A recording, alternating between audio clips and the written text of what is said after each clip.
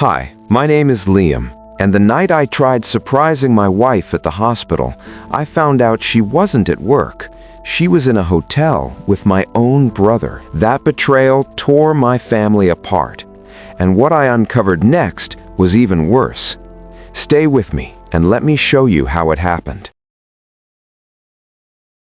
Liam Beckham, a soft-spoken architectural designer living in East London, has always believed that steady love is built the same way he builds his projects, carefully, patiently, and with quiet devotion. His marriage to Ava, a striking nurse at St. Aldwyn's Hospital, seemed unshakable for years. But lately, small fractures begin to appear. Late-night shifts, missed calls, cold hugs, and a strange distance in her eyes. Liam convinces himself it's just stress from work. Still, he feels something shifting beneath their feet. Something he can't name, but can't ignore. The calm before the storm in London is always misleading.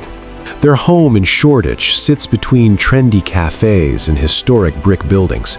But inside, the marriage feels colder than London rain. Ava grows sharper, easily irritated, and oddly secretive. Liam tries romantic gestures, weekend breakfast dates, and thoughtful gifts. None land. She blames her exhaustion on emergency shifts, understaffing, and unpredictable hospital chaos.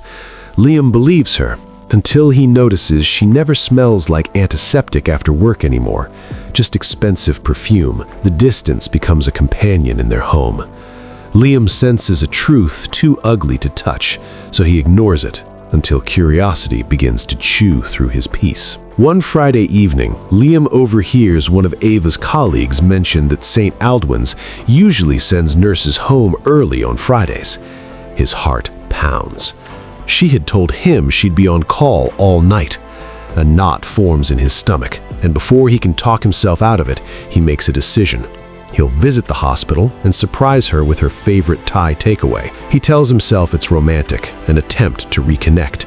But deep down, he knows he's searching for answers. London's fog is heavy that night, but not heavier than the suspicions settling in his chest. Liam walks into St. Aldwyn's carrying warm food and hope, but the nurses at the desk look confused when he asks for Ava.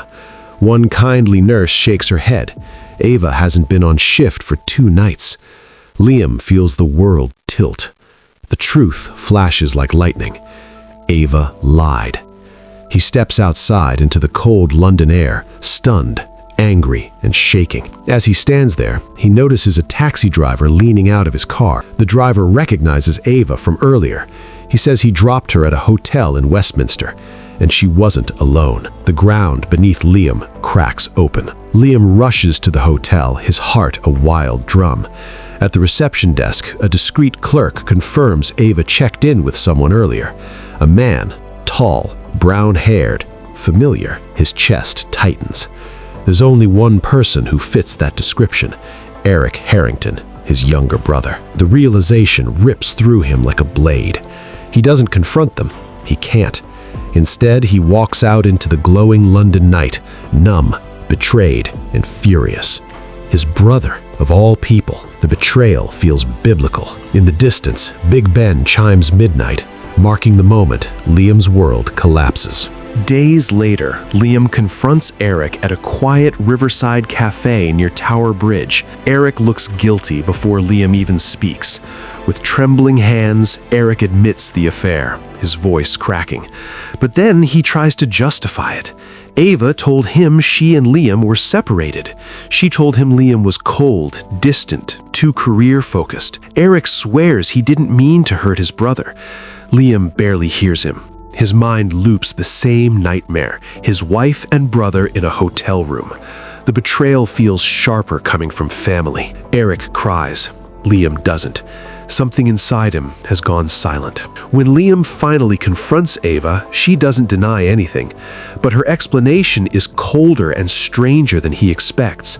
She claims the affair started as revenge because Liam missed her birthday 3 years in a row. She says she felt invisible, unappreciated, unwanted. Liam feels the absurdity of her words burning through him. A revenge affair that lasted years? With his brother? Ava accuses him of emotional neglect. Liam sees manipulation. Their argument escalates until Ava storms out, convinced she's the victim. Liam is left staring at the ghost of their marriage, wondering when love became warfare. The fallout spreads faster than winter wind through the Harrington family. Their parents are horrified. Eric attempts to justify himself. No one buys it. Ava refuses blame, claiming she was pushed to it. Liam avoids family gatherings, unable to look his brother in the eye. Eric keeps calling, apologizing, begging for forgiveness, but Liam blocks him. Beneath the anger lies heartbreak, not just for the end of their marriage, but for the shattering of his bloodline. In London, family is everything, and betrayal of this scale is unforgettable. Ava moves into Eric's flat in Canary Wharf, imagining a fresh start full of passion and stability. But reality is colder. Eric becomes distant, paranoid, and insecure. He realizes that if Ava cheated on Liam with him, she could cheat on him too. Their fights grow frequent. Ava feels trapped between guilt and impatience. London's skyline outside their window feels mocking, beautiful but full of shadows. Ava insists they can still make it work. Eric isn't so sure. The once thrilling affair now feels like a curse. One afternoon, Eric visits St. Aldwyn's to surprise Ava at work, hoping to rebuild their crumbling relationship. But what he discovers destroys him. Ava wasn't just seeing him and Liam. She has been involved with Dr. Samuel Ketteridge, a senior cardiologist at the hospital, someone older, wealthier, and more influential. Eric feels the same knife Liam once felt. The revelation shatters him. He storms home, confronts Ava, and she finally breaks, admitting everything in a moment of defeat. Eric kicks her out. The revenge fire she lit has now consumed her entire life. Ava moves into a small, cold rental flat near Wembley, alone for the first time in years. She tries reaching out to Eric, ignored. She tries reaching out to Liam, blocked. She even attempts to contact Dr. Ketteridge. His wife answers the phone. Ava realizes she destroyed her home, her reputation, and her support system. London feels colder, harsher. She walks through the city streets, feeling like a stranger in the place she once called home. All the manipulations, the affairs, the lies, none brought the satisfaction she imagined. She is left with nothing but regret. Liam spirals quietly. He works long hours, avoids friends, and barely sleeps. The betrayal haunts him. Flashes of Ava's lies, Eric's guilt, the hotel, the moments he doubted his instincts. Eventually, exhaustion catches up. He collapses at work and is urged to seek professional help. Reluctantly, he starts therapy in Richmond with a kind, soft-spoken therapist named Dr. Elaine Porter. For the first time, he speaks honestly about the pain, the shame, the confusion. Slowly, the fog lifts.